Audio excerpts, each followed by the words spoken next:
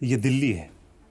यहाँ सपने तो बड़े हैं, लेकिन सांसें धीरे धीरे छोटी होती जा रही हैं।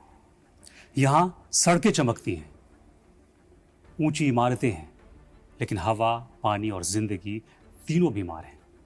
तो सवाल ये उठता है कि हम यहाँ हर रोज ले क्या रहे हैं सांसों के साथ, ऑक्सीजन या पॉइजन। आज हमारे साथ हैं doctor DK. Gupta, chairman Felix hospital, जो हर रोज बीमार दिल्ली की सेहत देखते हैं, वो भी बिना मेकअप और बिना सियासत के।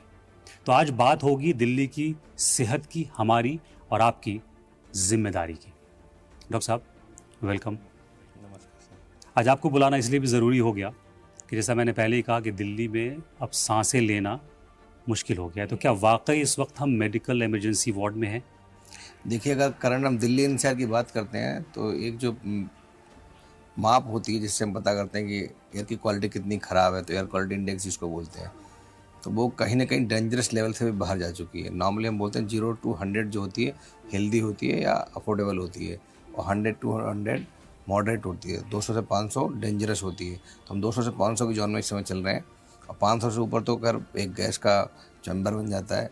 और कहीं ना कहीं जो इस समय जो चल रहा है वो 300, 500, 400 का रेट चल रहा है, जो हम सब के लिए हजार्डस की कैटेगरी में है इस समय, और सांस लेना दुर्लभ हो गया है।